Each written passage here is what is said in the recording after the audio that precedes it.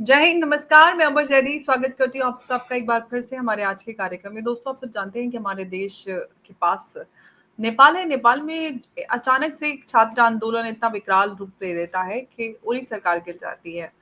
और ऐसे ही नहीं सरकार गिर जाती है, पूरे देश में आग लगती है, छात्र मरते हैं और कितने ही लोग घायल होते हैं। नेपाल में जो तूफान और जो आग मची है, क्या इसके पीछे सिर्फ एक सीधा-साधा छात्र आंदोलन है? और किस तरह से इस आंदोलन में जो छात्र हैं उनके ऊपर गोली चलाई गई, क्या कुछ हुआ?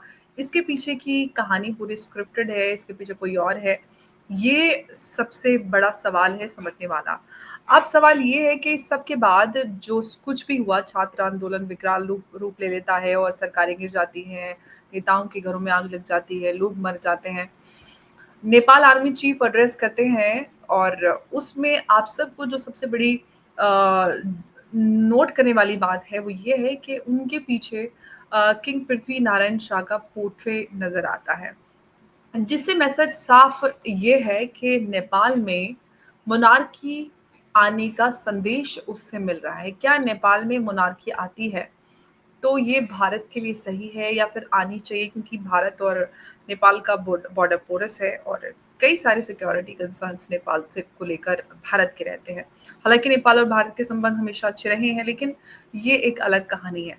अब इसके पीछे जो ये पूरा आंदोलन चढ़ा, बलेन शाह इस पूरे आंदोलन के नायक समझ में आ रहे हैं। रैपर है, उन्होंने एक रैप भी लिखा था, उनके बड़े सारे फॉलोअर्स हैं और उनका अमेरिकन करेक्शन और काफ़ी सारी चीज़ें सामने आ रही हैं।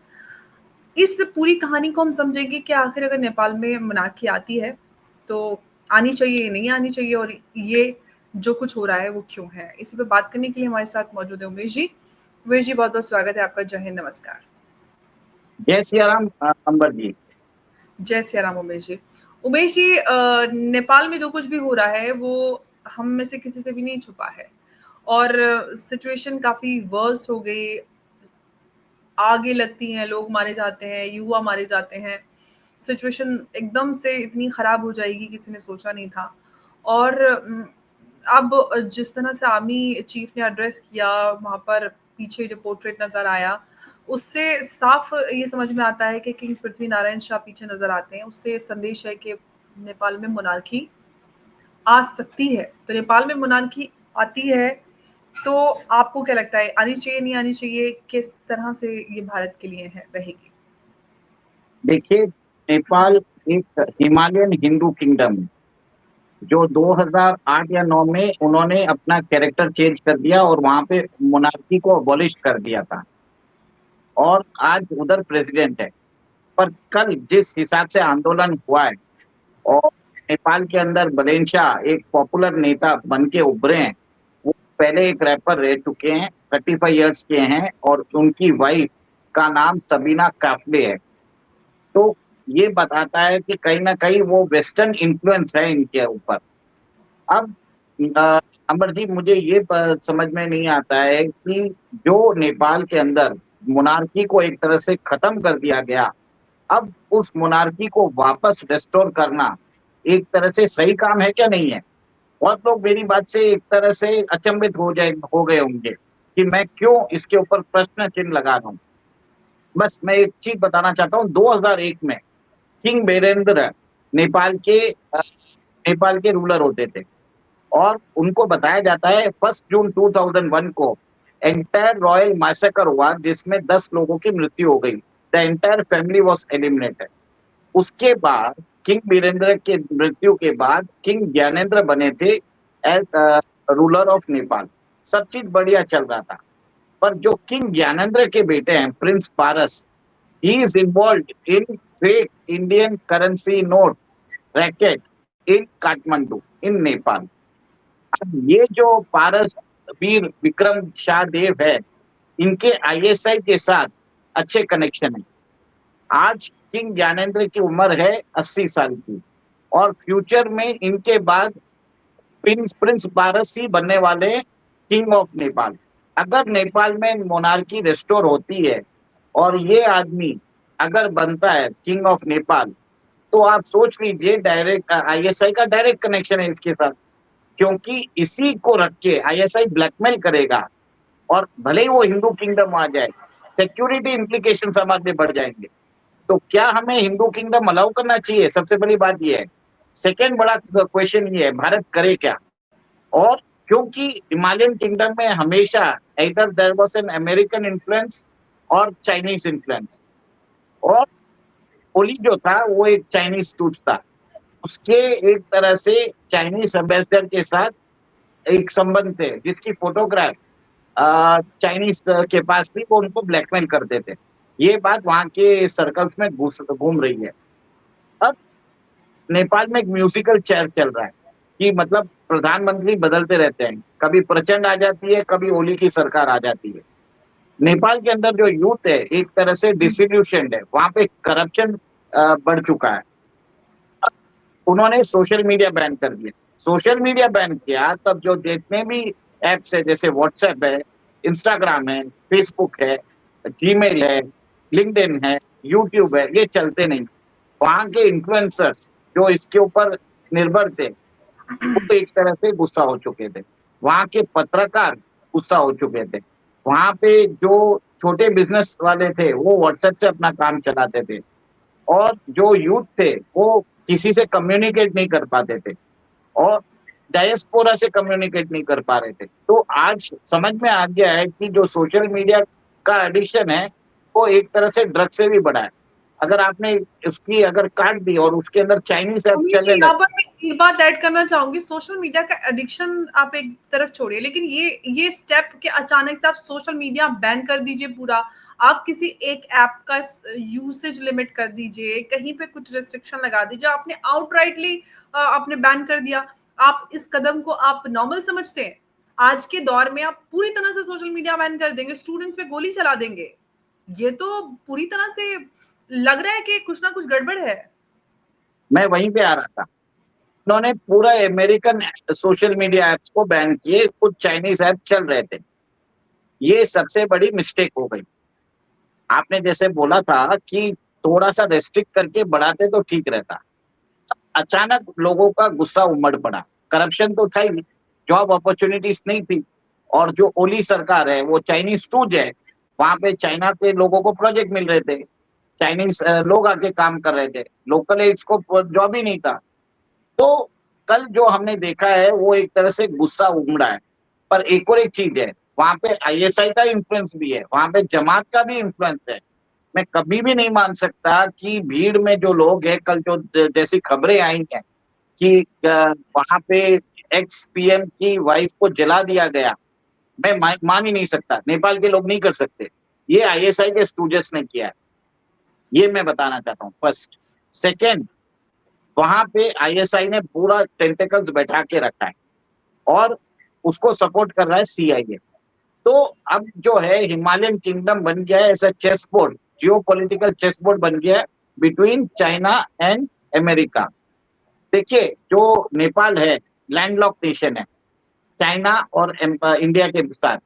वहां पे अगर ये बलेंद्र शाह आ जाता है, जो एक रैपर है जिसको कोई एडमिनिस्ट्रेटिव एक्सपीरियंस नहीं है, अभी काठमांडू का मेयर है, बन जाता है, वो एक्सेलेंस की बन जाएगा। कहीं ना कहीं अमेरिकन इन्फ्लुएंस में रख के किसी जो काम यूक्रेन रशिया के साथ कर रहा है, ये एक तरह से ये लैंडलॉक नेशन आईएसआई के इन्फ्लुएंस में किसी के साथ भी प्रॉब्लम्स क्रिएट कर सकता है। इसके लिए भारत की आर्मी को इंटरवीन करना जरूरी है। बट मोनार्की एक तरह से चॉइस नहीं है। हमें अगर मोनार्की रेस्टोर भी होती है तो किंग ज्ञानेंद्र और प्रिंस पारस को नहीं बनाना चाहिए। वहां पे कोई डिस्टेंट अगर होता है रॉयल लिनिएज का, उनको आप लेके आ जाएंगे, क्योंकि ये दोनों ही डिस्क्रेडिटेड है। और कहीं ना कहीं बताया जाता है कि जो रॉयल मैसेकर हुआ 2001 में, इसमें किंग ज्ञानेंद्र का हाथ हो सकता है, और ये भी एक सीआईए कॉम्प्रोमाइज हो सकते हैं। तो भारत को इन्वॉल्व होना जरूरी है। भारत को नेपाल को एक तरह से संभालना भी जरूरत है, इन कंसल्टेशन विद चाइना। अब भारत को चाइना के साथ बात करके करना पड़ेगा, क्योंकि अमेरिका को हम दोनों को फाइट करना है। इसमें दोनों की सिक्योरिटी के प्रॉब्लम्स है। और नेपाल का जो बॉर्डर है भारत के 5 राज्यों से मिलता है, भी बहुत अपना इंटरनल सिक्योरिटी के लिए जरूरी है।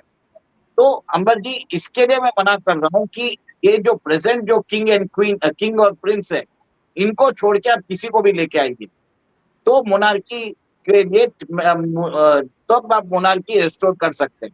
अगर प्रिंस पारस बन जाते हैं फ्यूचर में, तो आप सोच लीजिए we have lost Nepal to ISI for permanently. और उसके बाद वहां पे एक विधान होता है, किंग जो बोलता है उसको ईश्वर का विधान माना जाता है। तो ये सब चीज आपको समझने वाली बात है, कल्चरल सेंसिटिविटी क्या है। इसके लिए मैं किंग ज्ञानेंद्र और प्रिंस पारस के अगेंस्ट हूँ। मैं नेपाल में मोनार्की के अगेंस्ट नहीं हूँ। वहां पे ऐसा किंग आना चाहिए जो भारत के साथ अलाइन हो, ऐसा नहीं है जो भारत के अगेंस्ट हो। वो केपी ओली से भी बढ़कर होगा। और जी। ये प्रिंस ये जो बलेन शाह है, ये अमेरिकन स्टूज है। सबसे बड़ी बात है, उधर इलेक्शन कराने की जरूरत है। और वहां पे राष्ट्रीय सरकार बनाने की जरूरत है, क्योंकि कम्युनिस्ट पार्टी ऑफ जो नेपाल है उसका तो पूरा वर्चस्व खत्म हो चुका है।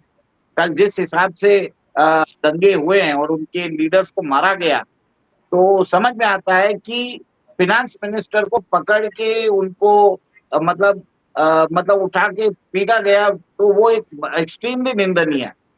केपी शर्मा ओली कहाँ पे भागे हैं नहीं मालूम।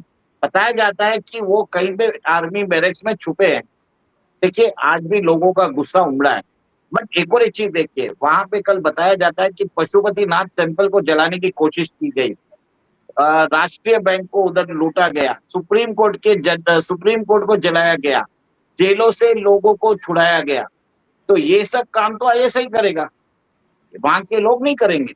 नेपाली भी ऐसे नहीं है, मैं जानता हूं उनको। तो कहीं ना कहीं अगर आप प्रिंस पारस को लेके आओगे, तो आप एक तरह से कंप्लीटली खो दोगे। तो नेपाल में डेमोक्रेसी को रिस्टोर करिए, इलेक्शंस करा के, फिर बाद में वहां पे मोनार्की लेके आइए जो वहां का रूलर होना चाहिए।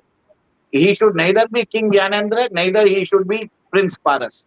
प्रिंस पारस का कनेक्शन है आईएसआई के साथ, और fake Indian currency note distribute करता था। उसका पूरा नेटवर्क उसी ने बनाया हुआ है। ऐसे आदमी को आप कैसे सपोर्ट कर सकते हो?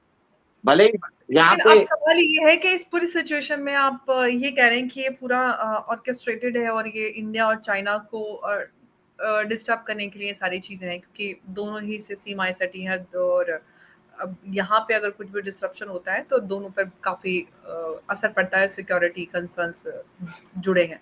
अब ऐसे में समझ में आता है भारत कुछ खास एक्टिव पार्टिसिपेशन ऐसे लेता नजर आता नहीं है पड़ोस में अगर कुछ हो जाता है। नेपाल की बात करें तो नेपाल और ज़्यादा सटा है, सीमा की बात करते हैं, पोरस बॉर्डर है। ऐसे में आपको क्या लगता है कि भारत को क्या कुछ करने की आवश्यकता फिलहाल तो अभी तक भारत सरकार की तरफ से या कुछ ऐसा नज़र आ नहीं रहा है? देखिए, सबसे पहले तो भारत सरकार ने कैबिनेट कमेटी ऑफ सिक्योरिटी की कल मीटिंग बुलाई है, और हुँ, सब चीजें बताई नहीं जाती। काम हुँ, इंटरनली होता है। हुँ, और सबसे बड़ी बात है कि कुछ लोग जो बोल रहे हैं कि भारत ने ये काम करवाया है, डोवाल साहब ने कराया है, रॉ ने कराया है। मुझे ये नहीं समझ में आता कि क्या डोवाल साहब और रॉ क्या उनको रिपोर्ट करते हैं क्या? लगता है कि पीएमओ से ऑर्डर नहीं मिल रहे हैं, कुछ यूट्यूब चैनल्स उनको डायरेक्शन दे रहे हैं। मतलब मनगढ़ंत कहानी बना के लोगों को बहका रहे हैं। सबसे बड़ी बात ये है, आप कभी भी नहीं देखेंगे कि पाकिस्तानी यूट्यूबर्स आईएसए की कोई बात करेंगे। जबकि हमारे यहाँ पे आप देखते हैं कि हमारे यूट्यूबर्स तो पहले ही बोल देते हैं, अननोन गनमैन ने किया, हमने हमारे दोवाल साहब ने किया। ये कहाँ की बात है? एक तरह से आप एक अपने ही जो इंटेलिजेंस एजेंसीज को डिस्क्रेडिट कर रहे हो। जो काम, इससे क्या होगा? एंटी इंडिया सेंटिमेंट बढ़ेगा नेपाल के अंदर।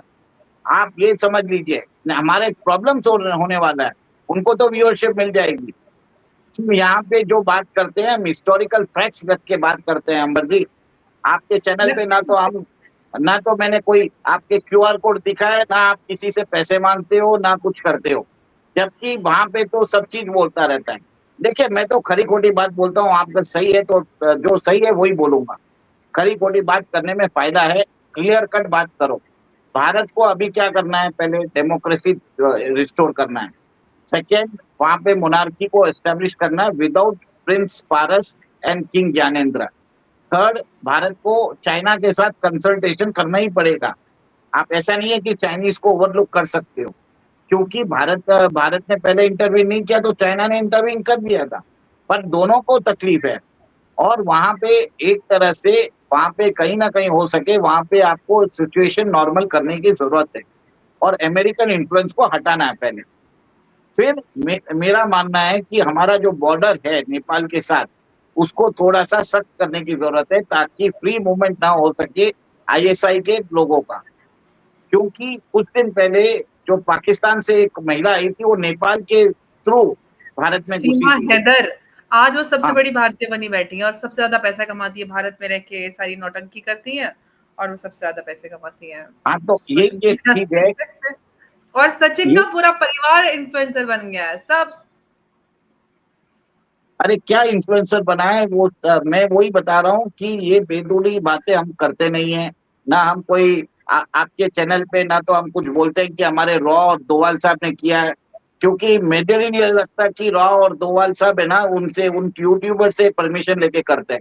ऐसा लगता है कि हॉटलाइन पे बैठे हैं, ये पूछ रहे हैं। जिस हिसाब से ये एक प्रोजेक्शन है, भारत का कोई भी इन्वॉल्वमेंट नहीं है।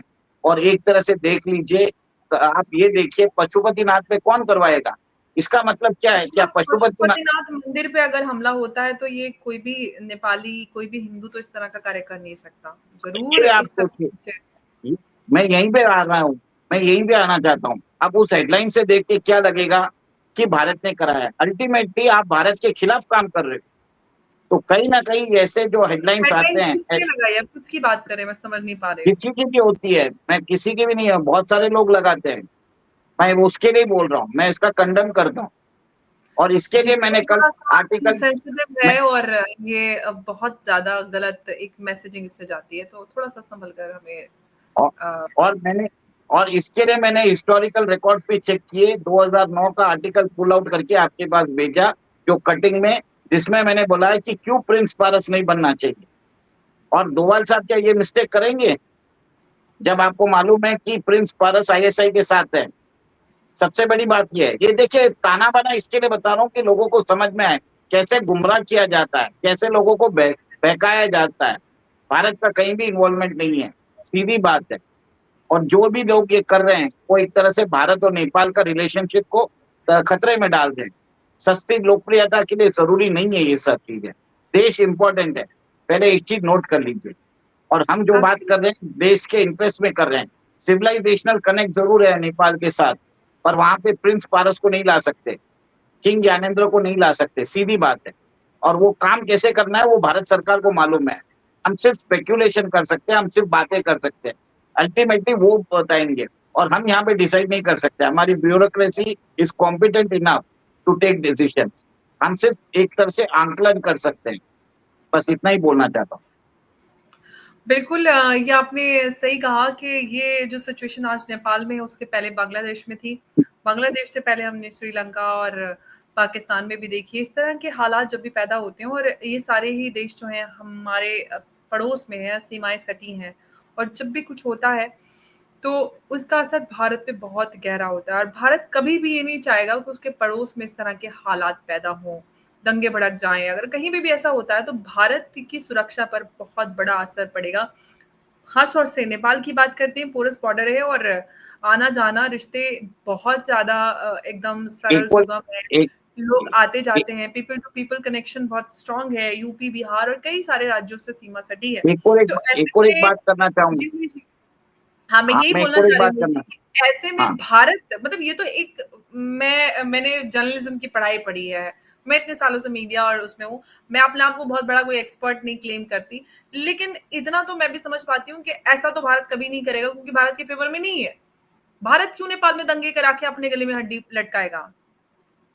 एक और एक चीज़ है, नेपाल के जो गोरखास हैं, उन वो इंडिया में सर्विंग करते हैं, गोरखा रेजिमेंट है, वो एब्सोल्युटली, भारत के लिए बिल्कुल, लड़ते हैं। ऐसा बिल्कुल। कोई काम करेंगे नहीं। ऐसे हेडलाइन से आप दोनों देशों के बीच में रिश्ते खराब कर रहे हो। ये बात मैं आपको समझने वाली बात है। हमारे पास जी। सिविलाइजेशनल कनेक्ट भी है, नेपाली हमारे भाई है। हम कभी भी ऐसा काम नहीं करेंगे कि वहाँ पे सत्ता परिवर्तन करके वहाँ पे मंदिर को जलाने की कोशिश करेंगे। ये कभी पॉसिबल चलिए नहीं है। और सत्ता तो अलग बात है लेकिन मंदिर तो कभी भी कोई भी हिंदू मंदिर को नहीं टारगेट कर सकता और वो भी एक ऐसा हिस्टोरिक मंदिर जहाँ पर करोड़ों लोगों की आस्था जुड़ी हो, तो उसको कोई कैसे उँगली लगाने का सोच भी सकता है। तो बड़ी अजीब-सी बात है। ख़ैर जो कुछ भी नेपाल में हो रहा है वो बिल्कुल भी अच्छा नहीं है। भारत के लिए भी अच्छा नहीं है और चाइना के लिए भी अच्छा नहीं है।